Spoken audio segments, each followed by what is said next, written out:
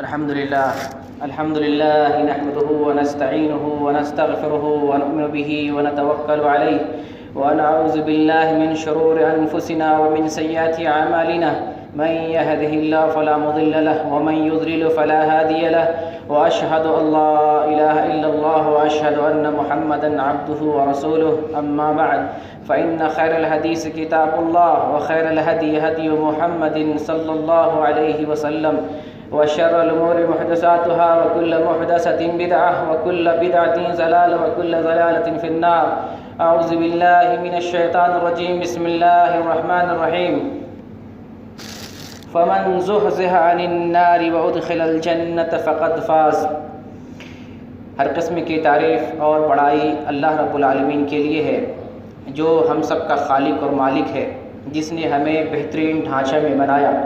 اللہ کا لاکھ شکر اور احسان ہے کہ اس نے ہمیں ایمان کی دولت سے مشرف کیا، اور اللہ کا بڑا شکر ہے کہ اس نے ہمیں آخری امت محمد صلی اللہ علیہ وسلم کی امت میں سے بنایا. درود و سلام کا نذرانہ پیش خدمت ہو نبی اکرم صلی اللہ علیہ وسلم کے لیے، جنہوں نے اپنی امت تک دین اسلام کو مکمل طور پر پہنچا دیا.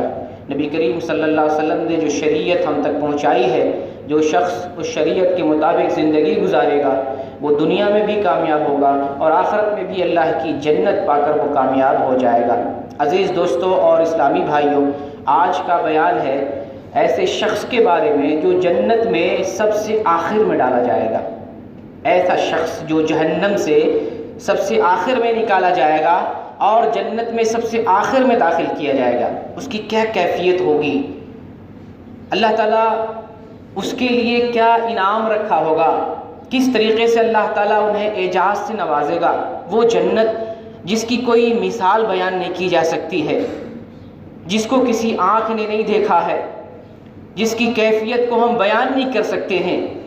ایک آیت میں اللہ تعالیٰ نے سورہ محمد آیت نمبر 15 میں جنت کی مثال بیان کرتے ہوئے چند باتوں کا تذکرہ کیا ہے. اللہ کا فرمان ہے، مثل الجنة التي وعد المتقون فيها انہار من ماء غیر آسن. متقیوں سے جس جنت کا وعدہ کیا گیا ہے، اس جنت کی مثال ایسے ہے جیسے اس میں پانی کی نہریں جاری ہیں، اور وہ پانی گدلا نہیں ہے یا بدبودار نہیں ہے. وانہار من لبن لم يتغیر طعمه، اور اس میں دودھ کی نہریں جاری ہے جس دودھ کا مزہ اور اس کا ذائقہ بدلا ہوا نہیں ہے. وانہار من خمر لذۃ للشاربین، اور اس جنت میں شراب کی نہریں جاری ہے جو پینے والوں کو لذیذ محسوس ہوگی.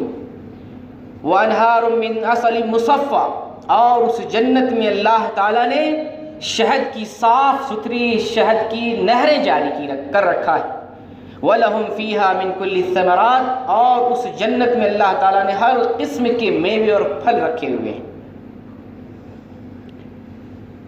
وَمَغْفِرَةٌ مِّن رَّبِّهِمْ، اور اللہ تعالیٰ نے ان لوگوں کے لیے، ان متقیوں کے لیے بڑا بدلہ اور بڑی مغفرت رکھا ہے. كَمَنْ هُوَ خَالِدٌ فِي النَّارِ وَسُقُوا مَاءً حَمِيمًا فَقَطَّعَ أَمْعَاءَهُمْ.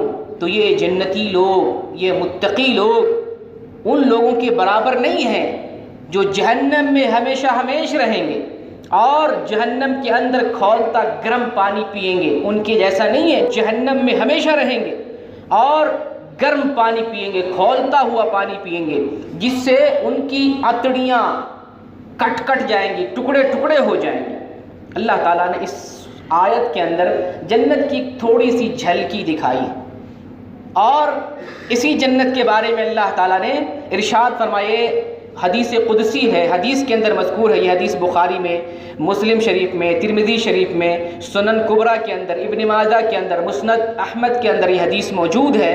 اللہ تعالیٰ فرماتا ہے، اعددت لعبادی الصالحین ما لا عین رأت ولا اذن سمعت ولا خطر علی قلب بشر، کہ میں نے نیک بندوں کے لیے ایسی جنت تیار کر رکھی ہے، نیک جو میرے بندے ہیں ایسی چیز تیار کر رکھی ہے، ما لا عین رأت، جس کو کسی آنکھ نے نہیں دیکھا. یہ اللہ تعالیٰ بیان کر رہا ہے، جس کو کسی آنکھ نے نہیں دیکھا اور جس کے بارے میں کسی کان نے آج تک سنائی نہیں، وہ جنت کیسی ہے. ولا خطر علی قلب بشر، اور اس جنت کے بارے میں کسی انسان کے دل میں خیال تک نہیں پیدا ہوا۔ وہ جنت کیسی ہو سکتی؟ یہ جنت اہل ایمان کو ملے گی، یہ جنت ان لوگوں کو ملے گی جو رب پر اعتماد رکھتے ہیں، رب پر ایمان لاتے ہیں، اس رب پر جس کو ہم نے دیکھا نہیں، جس پر ہم ایمان لاتے ہیں، اس رب نے ہمارے لیے انعام کے طور پر ایسی جنت رکھی ہے جس کی مثال بیان نہیں کی جا سکتی، جس کے بارے میں انسان سوچ نہیں سکتا، کان میں ایسی آواز پڑی نہیں کہ وہ جنت کیسی ہے، اور آنکھوں نے وہ نظارہ دیکھا نہیں وہ جنت کا منظر کیسا ہے۔ ایسی جنت اللہ تعالیٰ نے تیار کر رکھی ہے۔ اسی لیے نبی کریم صلی اللہ علیہ وسلم ارشاد فرماتے ہیں، بخاری شریف کی حدیث ہے کہ جب تم اللہ سے مانگو تو جنت الفردوس مانگو، اللہ سے دعا کرو جنت الفردوس مانگو، کیونکہ یہ جنتوں میں سب سے اعلیٰ قسم کی جنت ہے، اور اسی جنت الفردوس کے اوپر اللہ تعالیٰ کا عرش موجود ہے۔ تو اللہ سے دعائیں کرے جنت الفردوس کے لیے۔ میں بھی بیان کروں گا، جنت کی بڑی صفات ہیں، جنتیوں کی خوبیاں اور اس کی بڑی صفات ہیں۔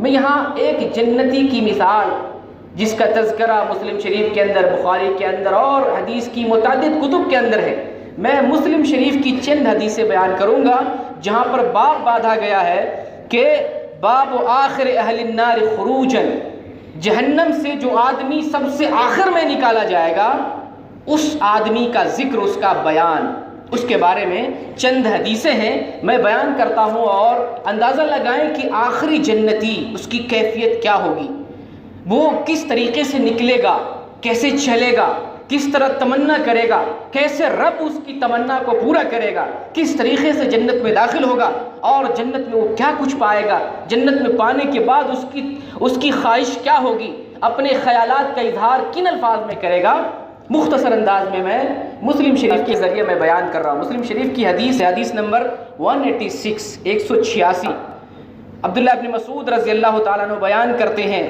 انہوں نے کہا کہ رسول اللہ صلی اللہ علیہ وسلم ارشاد فرماتے ہیں کہ جہنم سے جو سب سے آخر میں جو آدمی نکالا جائے گا میں اس کو جانتا ہوں۔ محمد صلی اللہ علیہ وسلم فرماتے ہیں کہ جہنم سے جو سب سے آخر میں نکالا جائے گا میں اس کو جانتا ہوں، اور میں اس شخص کو بھی جانتا ہوں جو سب سے آخر میں جنت میں داخل کیا جائے گا۔ وہ کون شخص ہے مجھے پتا اس کے بارے میں، رجل یخرج من النار حبوا، وہ ایسا آدمی ہوگا جو جہنم سے گھسٹتے ہوئے نکلے گا۔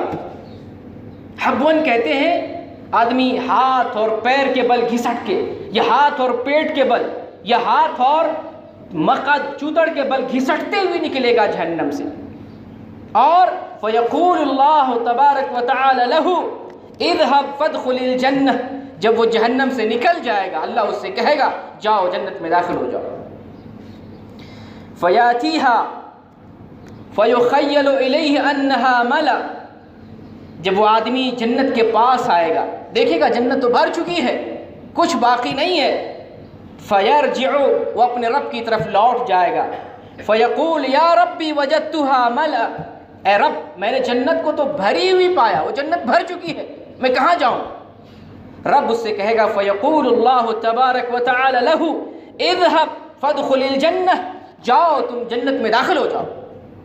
دوبارہ اللہ تعالیٰ کہے گا، وہ آدمی جب جنت کے پاس جائے گا تو اسے خیال گزرے گا جنت تو بھر چکی ہے، فیرجع، پھر سے اللہ کے پاس لوٹ کے آئے گا اور اللہ سے کہے گا یا ربی وجدتہا ملأ، اے رب میں نے جنت کو تو بھری ہوئی پایا ہے، پھر اللہ کہے گا فیقول اللہ اذهب فادخل الجنہ، جاؤ جنت میں داخل ہو جاؤ، فإن لك مثل الدنيا وعشرة أمثالها، جاؤ جنت میں داخل ہو جاؤ اور تمہارے لیے اس جنت کے اندر اس دنیا کے برابر اور اس کے علاوہ 10 گنا دنیا کے برابر تمہیں دیتا ہوں، جاؤ داخل ہو جاؤ۔ یہ حدیث کے الفاظ او ان لک 10 امثال الدنیا، یہ حدیث کے الفاظ ہیں یا تمہارے لیے اس دنیا کے 10 گنا برابر تمہارے لیے جنت میں حصہ مقرر کر دیا گیا ہے، جاؤ تم اس جنت میں 10 دنیا کے برابر جنت میں داخل ہو جاؤ۔ قال فیقول اتسخر بی وان او اتضحک بی وانت الملک، دیکھیں بندہ حیرانی میں کہے گا، یقین نہیں ہوگا کہ رب مجھ جیسا آدمی کو جو جہنم سے نکلا ہے، نجات پایا ہے، اتنا کچھ دے سکتا ہے، وہ تعجب کے ساتھ یا خوشی کے اظہار میں اپنے رب سے کہے گا، اے رب تو تو بادشاہ ہے، ملک ہے، تو میرے ساتھ مذاق کرتا ہے، ایسی بات کہتا ہے، مذاق کر رہا ہے، 10 دنیا کے برابر تو مجھے عنایت کرے گا۔ قال لقد رأيت رسول اللہ صلی اللہ علیہ وسلم ضحک حتی بدت نواضجہ۔ راوی بیان کرتے میں نے رسول اللہ کو دیکھا کہ جب یہ حدیث بیان کر رہے تھے تو آپ ہنسنے لگے، مسکرانے لگے، یہاں تک کہ آپ کا دانت ظاہر ہونے لگا۔ تو قال فکان یقال ذلک ادنا اہل الجنہ منزلۃ، کہا جائے گا کہ یہ وہ درجہ ہے جو جنت میں سب سے کم درجے کا جنتی ہوگا، اس کو اتنا دیا جائے گا۔ یہ مسلم شریف کی حدیث ہے، مختصر انداز میں یہاں بیان ہوا کہ ایک شخص جو جہنم سے نجات پاتا ہے وہ جنت میں کتنا حقدار ہوگا، اور وہ جنتی ہوگا جو سب سے آخر میں داخل کیا جائے گا، اور وہ جنتی ہوگا جس کا رتبہ جنت میں سب سے کم درجے کا ہوگا، اس کو اللہ تعالیٰ اتنا نوازے گا جو اس دنیا کے 10 دنیا کے برابر ہوگا۔ آئیے اب تفصیل سے اس جنتی کے بارے میں جانتے ہیں۔ وہی مسلم شریف کی حدیث ہے، 187 کے اندر ہے، عن ابن مسعود رضی اللہ عنہ ان رسول اللہ صلی اللہ علیہ وسلم قال آخر من يدخل الجنہ رجل فهو يمشي مرہ ويكبو مرہ۔ نبی کریم صلی اللہ علیہ وسلم ارشاد فرماتے ہیں کہ سب سے آخر میں جو جنت میں جو آدمی داخل ہوگا وہ ایسا آدمی ہوگا، رجل فهو يمشي مرہ، وہ ایک مرتبہ چلے گا، وَيَكْبُو مرہ، اور دوسری مرتبہ گر پڑے گا، یعنی گرے گا، اٹھے گا، چلے گا، گرے گا۔ یہ کیفیت ہوگی اس شخص کی جو سب سے آخر میں جنت میں داخل کیا جائے گا۔ وَتَصْفُعُهُ النَّارُ مرہ، اور کبھی جہنم کی لپٹ، جہنم کی آگ اس کے چہرے کو جھلسا دے گی، اپنی لپیٹ میں لے لے گی، وہ ایسا آدمی ہوگا۔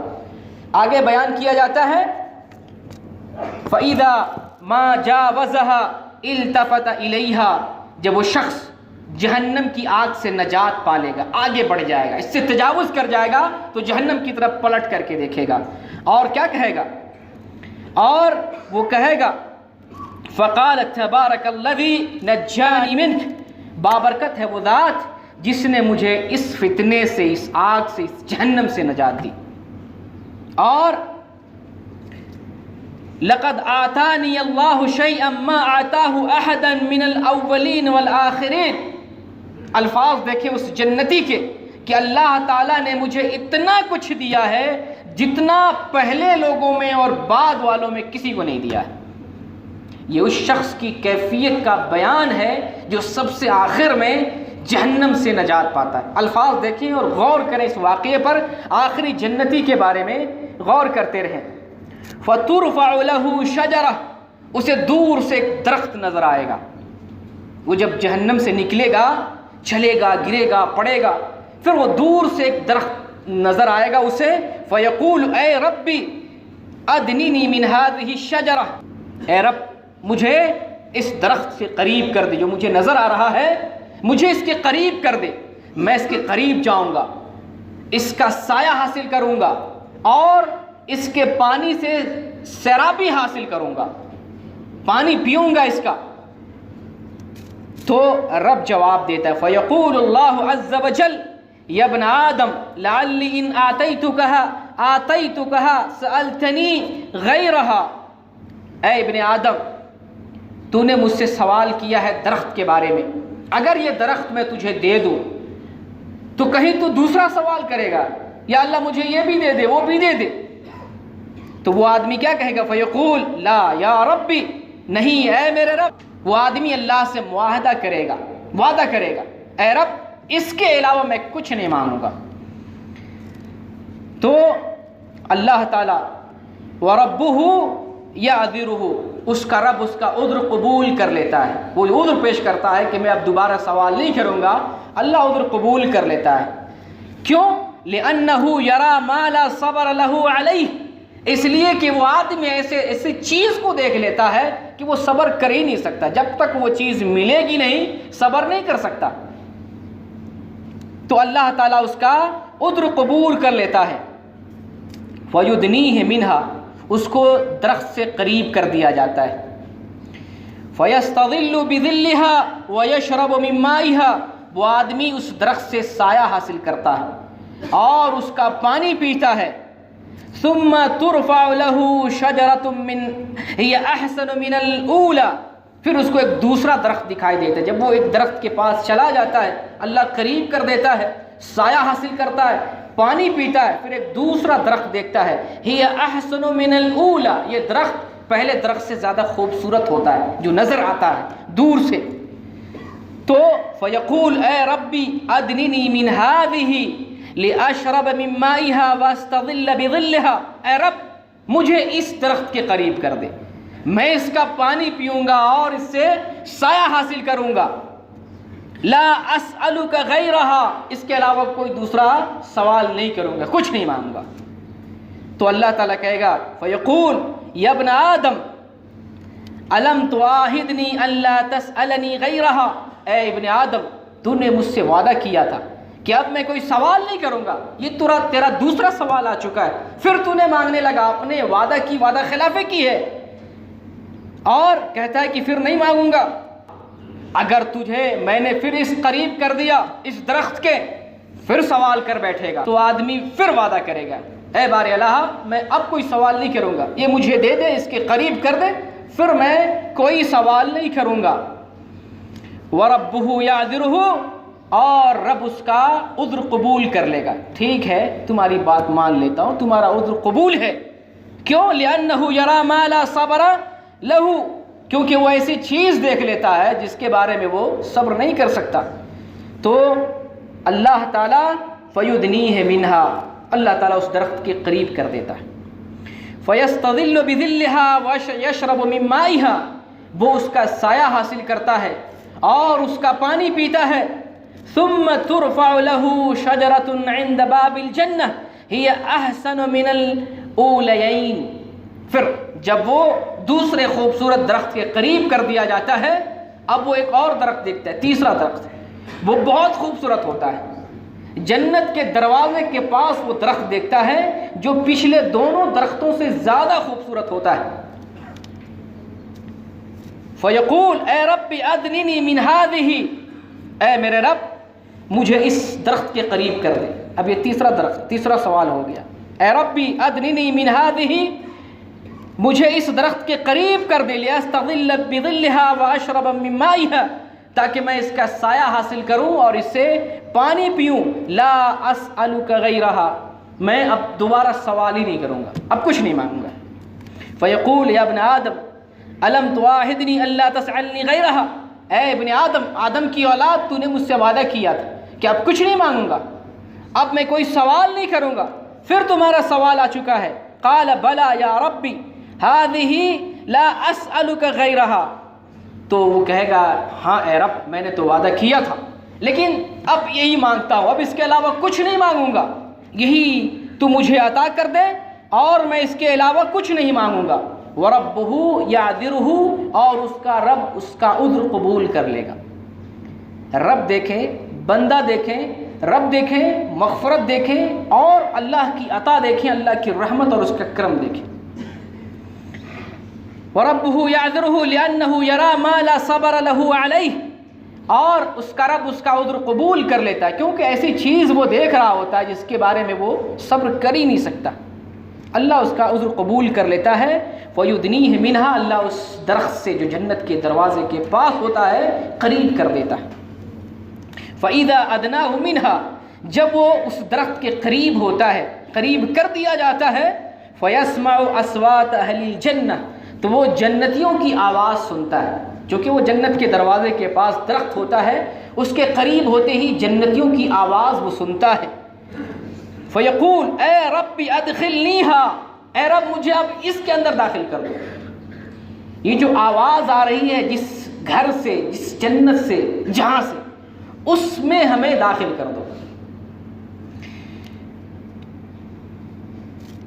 فیقول یا ابن آدم ما یسرینی منک، اللہ تعالیٰ جب ان کے بہت سارے سوالات کو سنتا ہے اور دے بھی دیتا ہے، آخر میں اللہ کہتا ہے ما یسرینی منک، اے ابن آدم تم کو میں کیا دے دوں کہ تم اپنے سوال کو بند کر دے، بتاؤ تم کو کیا چاہیے، میں دے دیتا ہوں. تم کو کتنی چیزیں چاہیے کہ میں تم کو دے دوں تو پھر کوئی سوال نہیں کرے. ایرضیک ان آتیک الدنیا ومثلھا معھا، کیا اگر میں تم کو یہ دنیا دے دوں، یہ جو جتنی بڑی دنیا ہے، اور اس کے مثل اور بھی دے دوں، اگر تم کو اتنا دے دوں کیا تم راضی ہو جائے گا اور سوال کرنا مانگنا بند کر دے گا؟ اللہ تعالیٰ نے اس بندے سے پوچھا، قال یا ربی اتستہزئ منی وانت رب العالمین، اے میرے رب تو مجھ سے مذاق کرتا ہے؟ تو رب العالمین ہے، سارے جہان کا رب ہے، تو کیسے مجھ سے مذاق کر؟ وہ خوشی میں اس بات کا اظہار کرتا ہے کہ میں ایک عاجز انسان، گناہ گار، جہنمی، جہنم سے نجات پایا، مجھ کو اس دنیا کے برابر کیسے مل سکتا ہے؟ اے رب تو کیا مجھ سے مذاق کرتا ہے؟ تو بادشاہ ہے، تو سارے جہان کا رب ہے، پالنے والا ہے. فضحک ابن مسعود، تو جو راوی ہے ابن مسعود رضی اللہ تعالیٰ عنہ ہنسنے لگتے ہیں یہ حدیث بیان کرتے کرتے. فقال، تو یہ کہتے ہیں صحابی سے، الا تسألونی مما اضحک، تم لوگ کیا نہیں پوچھو گے میں کیوں ہنس رہا ہوں اس بات پر؟ یہ جو بات میں ذکر کیا، یہ بندہ کہتا ہے کہ رب تو مجھ سے کیوں مذاق کرتا ہے؟ تو راوی حدیث ابن مسعود رضی اللہ تعالیٰ عنہ ہنسنے لگتے، پوچھتے ہیں، کہتے اپنے صحابہ سے جو بیٹھے ہوئے تھے، تم کیوں نہیں پوچھتے مجھ سے؟ پوچھو میں کیوں ہنس رہا ہوں؟ اور وہ ہنسنے لگے تھے. تو صحابہ نے پوچھا، ساتھیوں نے، کہ آپ کیوں ہنس رہے ہیں؟ مما تضحک، آپ کیوں ہنس رہے ہیں؟ تو وہ بیان کرتے ہیں، قال ہاکذا ضحک رسول اللہ صلی اللہ علیہ وسلم، اسی طرح رسول اللہ صلی اللہ علیہ وسلم ہنسے تھے. یعنی جب حدیث بیان کیے اور یہ بات بیان ہوئی تو رسول اللہ صلی اللہ علیہ وسلم ہنسنے لگے. تو صحابہ نے پوچھا، مما تضحک یا رسول اللہ، آپ کیوں ہنس رہے ہیں؟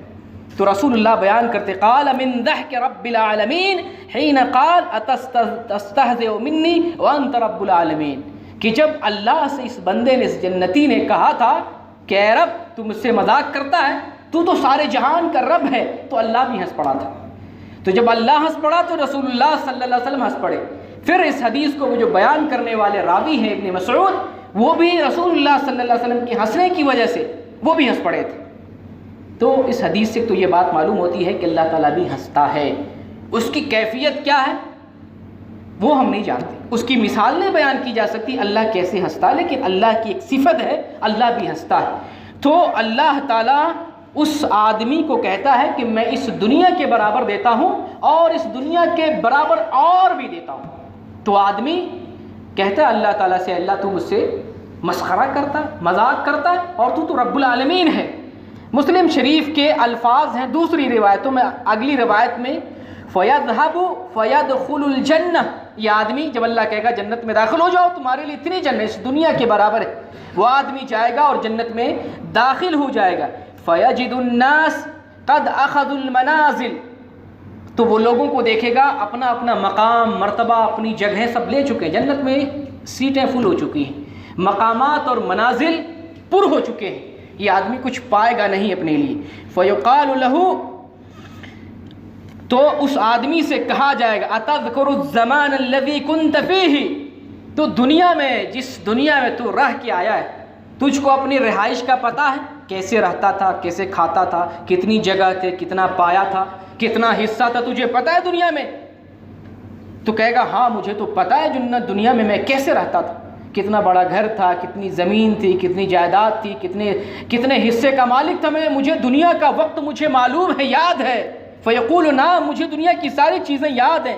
فیقال له، تو اس سے کہا جائے گا تم تمنا، تو دنیا میں تھا، تجھے اپنا مقام پتہ ہے، اب تم مانگو اپنے رب سے، تمنا کرو دل میں کیا تم چاہیے، تجھے رب سے کیا چاہیے، کتنا چاہیے، کتنا تمنا کر سکتے ہو، مانگو، تمنا کرو. فیتمنا، وہ شخص جو جنت میں داخل کیا جائے گا سب سے آخر میں، اللہ اسے اجازت دے دے گا، تمنا کرو، کتنی تمنا کرتے ہو مجھ سے، تو نے کہہ دیا ہے میں رب العالمین ہوں، میں ملک ہوں، بادشاہ، مانگو، اپنے دل میں تمنا کرو، کتنی تمنا کرتے ہو. وہ شخص تمنا کرے گا، اللہ اس سے کہے گا لَكَ الَّذِي تَمَنَّيْتَ، تجھ کو وہ مل گیا جس کا تو نے تمنا کیا، جتنی تم نے آرزو کی، جتنا دل میں ارادہ کیا کہ ہمیں اتنا ملنا چاہیے، تمہارے لیے اتنا مل چکا ہے. وعشرۃ اضعاف الدنیا، اور اتنا ہی نہیں جتنا تو نے تمنا کیا ہے، جتنی تو نے تمنا کی اتنا ملا، اور میں اپنی طرف سے اس دنیا کے 10 دنیا کے برابر دیتا ہوں۔ سبحان اللہ۔ یہ کون شخص ہے؟ وہ ہے جو جنت میں سب سے آخر میں داخل کیا جائے گا، یہ وہ ہے جو جہنم سے سب سے آخر میں نکالا جائے گا۔ اور مسلم شریف کی ایک اگلی حدیث کے اندر 188 کے اندر ہے، پھر وہ آدمی جنت میں اپنے گھر میں داخل ہوگا، اللہ اجازت دے گا، جنت دے دے گا، اور اپنے حصے کی جنت میں اپنے گھر میں داخل ہوگا۔ تو اس کے ساتھ جب وہ جنت میں داخل ہوگا، 2 حور عین گوری چٹی سفید آنکھوں والی اس کے گھر میں داخل ہوں گی، اور یہ حور عین کہتے الحمدللہ الذی احیاک لنا واحیانا لک، اللہ تعالیٰ کے لیے ساری تعریفات ہیں جس نے تجھے میرے لیے زندہ کیا، پیدا کیا، اور مجھے تمہارے لیے زندگی دی۔ یہ رب کا شکریہ ادا کرتی حور عین۔ تو یہ حوریں بھی جب وہ جنت میں داخل ہوتا ہے تو یہ 2 حوریں بھی اس کے گھر میں داخل ہوتی ہیں۔ قال فیقول ما اعطی احد مثل ما اعطیت۔ اب دیکھیں جنتی کیا کہتا ہے جب اپنا مقام دیکھتا ہے، رب کی عنایات دیکھتا ہے، رب کی بخشش و نوازشوں کو دیکھتا ہے، اپنی جگہ پا لیتا ہے، ساری چیزیں دیکھ لیتا ہے، نعمتوں کو دیکھ لیتا ہے، اپنا مقام و مرتبہ پا لیتا ہے، آخری جملہ وہ کیا کہتا ہے؟ ما اعطی احد مثل ما اعطیت، ما اعطی احد، اتنا کوئی نہیں دیا گیا، ما اعطی، کوئی بھی اتنا نہیں دیا گیا، مثل ما اعطی، تو جتنا میں دیا گیا۔ یہ وہ جنتی ہے جب جنت میں اپنا مقام دیکھ لے گا، اپنی حیثیت دیکھ لے گا، جنت کی نعمتوں کو دیکھ لے گا، رب کی رحمت اور نوازشوں کو دیکھ لے گا، آخر میں کہے گا کہ مجھے جتنا اللہ تعالیٰ نے دیا ہے نا جنت میں اتنا کسی کو نہیں ملا ہے۔ یہ شخص آخری جنتی، جنت میں سب سے آخر میں داخل کیا جائے گا۔ یہ وہ جنت ہے جس کے بارے میں اوپر میں نے حدیث بیان کی، ما لا عین رأت، یہ وہ جنت ہے جس کو آنکھ نے نہیں دیکھا، ولا اذن سمعت، جس کو کان نے نہیں سنا، ولا خطر علی قلب بشر، اور جس کا احساس انسان کے دل میں نہیں آیا، خیال تک نہیں گزرا ہے، ایسی جنت ہے وہ۔ تو اس جنت میں آخری جنتی کا یہ رتبہ اور مقام ہے، تو جسے جنت الفردوس ملے، جسے جنت کا اعلیٰ منزل ملے، اعلیٰ مقام ملے، اس کا کیا حیثیت، اس کا کیا مرتبہ ہوگا۔ بعض روایتوں میں پتہ چلتا ہے کہ موسیٰ علیہ السلام نے اللہ سے پوچھا تھا کہ جنت میں جو سب سے کم درجے کا جنتی ہوگا، اے رب تو اس کو کیا نوازے گا؟ تو یہی ساری حدیثیں بیان کی گئی ہیں، وہ جنت میں اس طرح سے سب سے آخر میں نکالا جائے گا، اور جہنم سے اور جنت میں سب سے آخر میں داخل کیا جائے گا، 10 دنیا کے برابر جنت اسے دی جائے گا۔ اللہ تعالیٰ، یہ تو ادنا جنتی ہے، اعلیٰ جنتی کی کیا مثال ہو سکتی ہے جو بلند رتبے کے ہیں؟ اللہ بیان کرے گا، اس کی تو بات ہی چھوڑو، جن کا مقام بہت بلند ہے، ان کو میں نے چن لیا ہے، اپنے لیے پسند کر لیا ہے، ان کے مقام، اس کی عزت کو اپنے ہاتھوں سے میں نے سنوارا ہے، ان کے لیے ایسی جنت تیار کی ہے جس کو آنکھوں نے نہیں دیکھا، کان نے نہیں سنا، اور جس انسان کے دل میں اس کا خیال تک نہیں گزرا ہے۔ آج ہم کامیابی کس کو سمجھتے ہیں؟ کامیابی ہم سمجھتے ہیں بہت پیسہ ہو جائے، کامیابی سمجھتے ہیں بہت بڑا محل ہو جائے، کامیابی سمجھتے ہیں ہماری ایک بڑی پہچان ہو جائے، دنیا میں شہرت ہو جائے، ہم حیثیت والے ہو جائیں، بڑی پہنچ آ جائے، لوگوں میں ہمارا شہرہ ہو، ہماری قدر و منزلت ہو، ہمارے پاس وقار اور عزت ہو، ریا اور نمود ہو، ہمارے پاس دنیا کی ساری نعمتیں ہوں، ہم اس کو کامیابی سمجھتے ہیں۔ ہمارے سماج میں جب کسی کا بیٹا انجینئر بن جاتا ہے، سماج میں آوازیں آتی ہیں کامیاب ہو گیا، کامیاب ہو گیا، ڈاکٹر بن جاتا ہے، جب MBBS کی ڈگری لے لیتا ہے، آوازیں آتی ہیں، لوگ جو ہے مالا پہناتے ہیں، تعریفیں کرتے ہیں، اس کے پورے گھر والے کو تعریف کرتے ہیں، کامیاب ہو گیا، دنیا سنور گئی۔